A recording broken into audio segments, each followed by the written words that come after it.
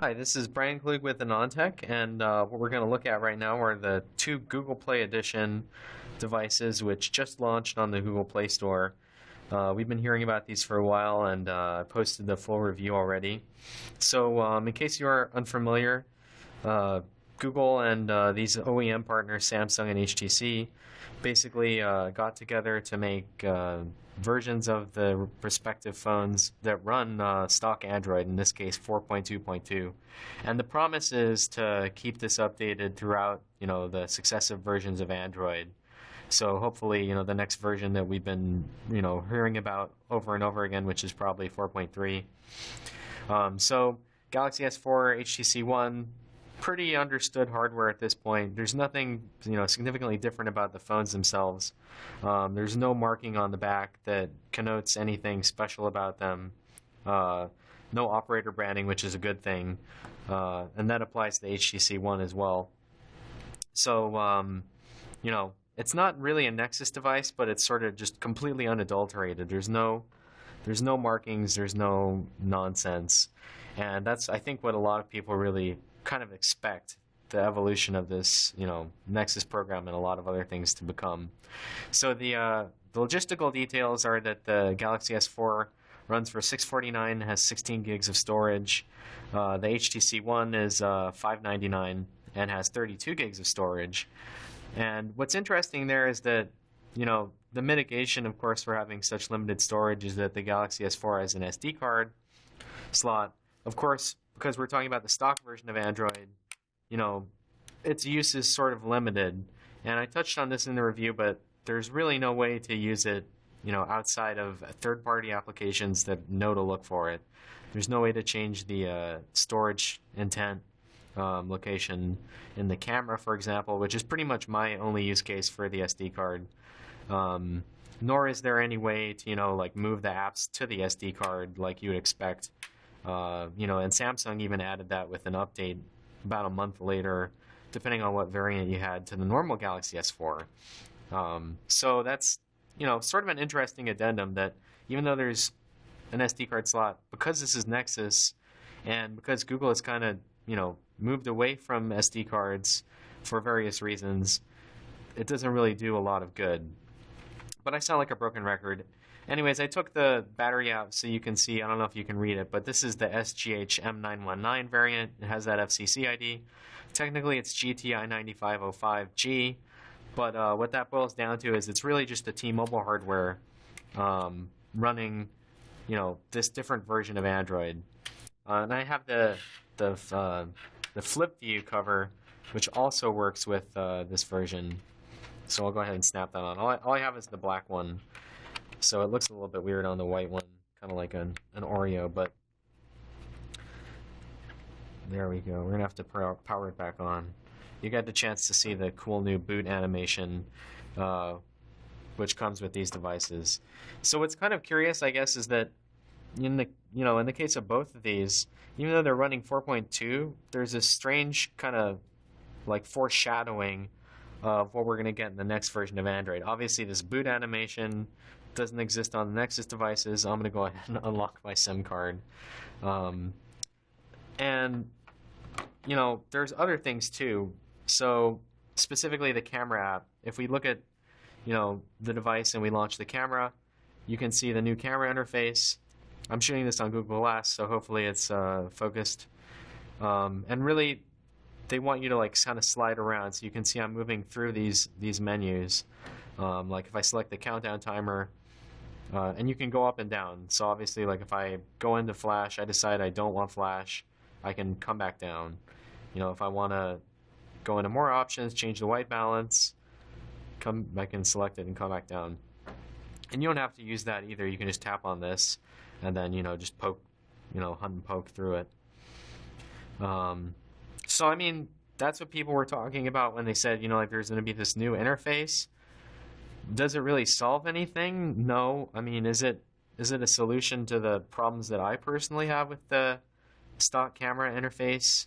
Namely, the fact that I'm being shown a 16:9 aspect ratio preview for an image that's 4:3. In the case of the Galaxy S4. No, it doesn't solve that. In fact, that's my single biggest problem. So, it's nice to see that there's something different. Oh, and it looks like it kind of like it hung on me. But I mean, it's not really a solution to a problem that I have all the time. So, oh wow, gallery stopped. That's embarrassing. But so anyways, you do get photospheres, you do get panorama, you do get the Nexus HDR. All of that stuff is there. Image quality is unchanged. You know, that's something I know a lot of people were concerned about. After you kind of have an understanding about how the image processing architecture works on these devices, then you'll understand that basically that should have never been a concern. I mean, this is just an interface, basically, and the OEM takes care of all the tuning, all the ISP, all the other algorithms. As I mentioned, because the HTC One sensor is 16:9 and the preview is 16:9, in this case, Google gets lucky and the preview is spot on. There are things in the interface that are missing, like ISO control, but image quality is fundamentally unchanged, and so there's that. And you can draw your own conclusions, but I'm not totally satisfied with it. But I mean, you can get over it, if having stock Android is that important to you. So, I mean, the other thing is that let's go and take a look at the actual version, and I'll show you guys. So these are built by the OEMs, the ROMs, and updates are going to be delivered basically by the OEMs, but through Google. So is that Nexus? Not really, but that's why they're Google Play editions and not Nexus. And that shouldn't be a surprise to anyone. If you look at the kernel version, you can see that they're very closely related to the stock versions. And I say stock, but I really mean the normal operator subsidized / retail versions of the respective phones. And as a result, they need to do their own bring up and deliver the updates. So I have both of these working on LTE as well, and as I touched on earlier, that works flawlessly. So the Galaxy S4 will work on T-Mobile and AT&T LTE. It'll work on T-Mobile and AT&T HSPA as well. The HTC One will work on T-Mobile and AT&T LTE just fine.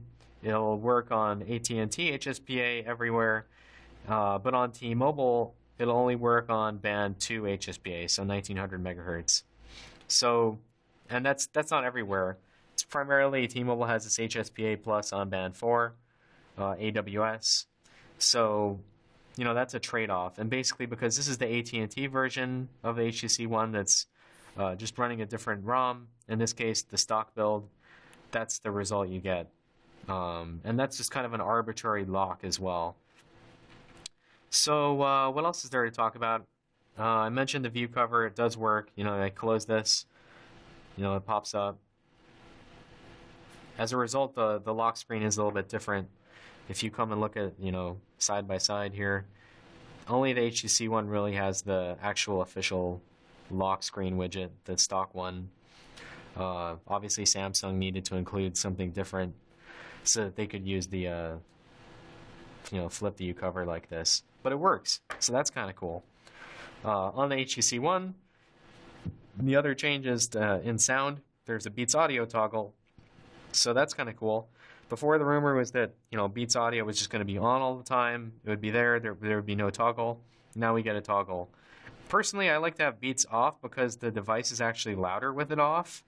And I know that sounds counterintuitive, but you can go read the HTC One review and find out why that is. Basically, they have some sort of avoidance in DSP to make sure that they're not overdriving their speaker. So when it's on, that protection is in place, and it sounds a little bit quieter, especially the high frequencies. So with it off, it sounds a little bit louder. But there's a toggle there, which is nice. What else is there? The launcher is slightly different, but these are 1080p devices. So that's not so much the launcher being different, just as, the screen being bigger in a different way. Different aspect ratio compared to Nexus 4 is what I'm saying. Which is, of course, a 768 device, 1280 by 768. These are both 1080p. So it's kind of cool to see all the Nexus assets in 1080p, at least for me. When I'm looking at this, like, it's kind of crazy to think that already I'm so spoiled by 1080p that I noticed the difference, but it's there. And that's kind of surprising. You know, you have the things that you'd expect, like the dialer that's Nexus, you know, notification shade with the settings. There's really not too much to talk about. I mean, it's Nexus and it's on these devices. And by Nexus, I mean AOSP. So there it is. The remainder of stuff is really just, you know, what's missing or what you might miss if you are comparing to the normal versions. And, you know, for me, I don't really like TouchWiz that much. I think there are some parts that look a little bit dated, like the green on black theme. I don't miss not having Air View, which obviously isn't on here, you know, or the hover thing or the gesture to answer. That's not there. It shouldn't be a surprise to anybody that knows anything about these phones that it's not there. On the HTC One, I don't really miss blink feed that much because I didn't use it all that much, but I do, you know, miss the better dialer that everybody had, or the HTC has. Obviously, I missed the camera application from both. It's just kind of a laundry list of things that, you know, sort of feel missing. Like, I can't ever shake that feeling when I'm using a device that's only running stock Android. And I get used to it after a while, but it's difficult to describe. Obviously, there are other things gone, like IR. You know, both of these phones have IR ports. Supposedly, some of the Samsung third-party apps work with it. On the HTC One, there's nothing that works with it. Basically, the APIs aren't there. The same applies to the proprietary, you know, Bluetooth 4.0 APIs. I wouldn't worry too much about that, though, because basically that's coming in the next version of Android. So you're not going to really miss it, and there aren't that many Bluetooth 4.0 devices anyways. I missed the battery saver functions, which I guess leads me to talk about, you know, the fact that battery life isn't all that different. Which isn't a surprise either, because ultimately it's running the same kernel as the other versions, and really that defines sort of the platform battery life. You know, I think that speaks volumes about our testing too, that, you know, we've isolated it out, which isn't, you know, it's it's not something we want to do, but I'm just saying that basically the result is that it's difficult to detect, you know, those things. I don't know what else there is to talk about, honestly. Like, it's pretty self-explanatory. If you want the totally stock experience, these are the phones to get.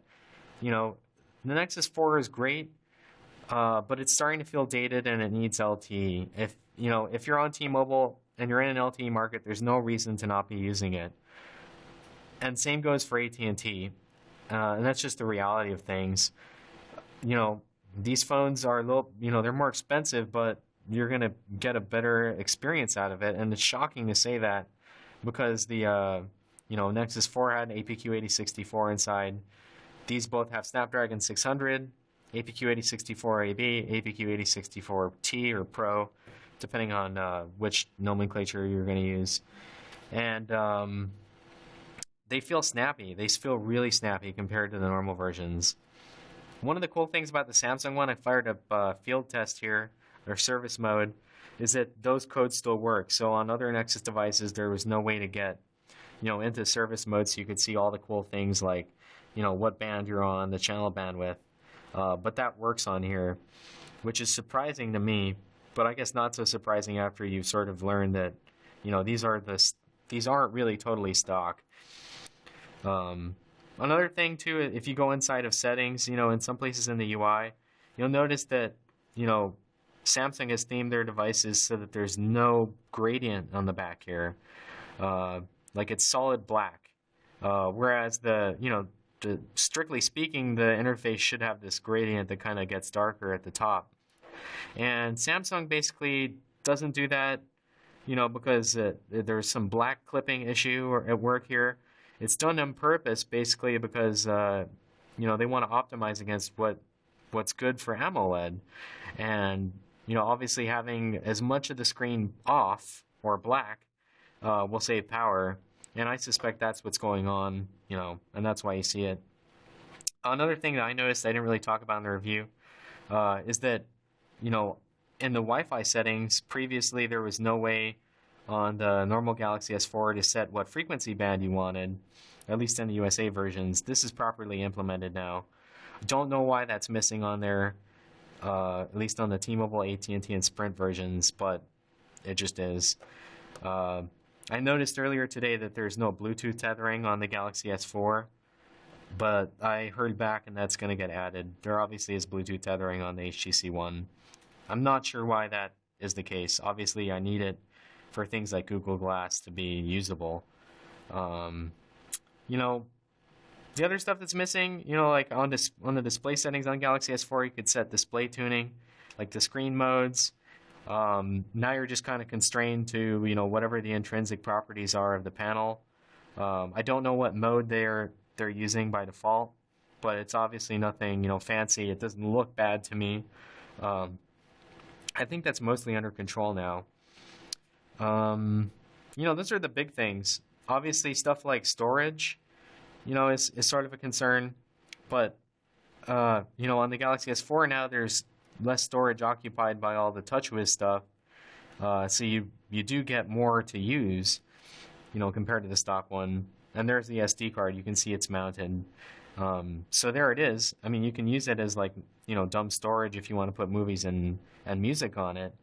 And obviously, I like using the SD card as Spotify cache. And that app still uses it too if you go and set it to the extreme preset.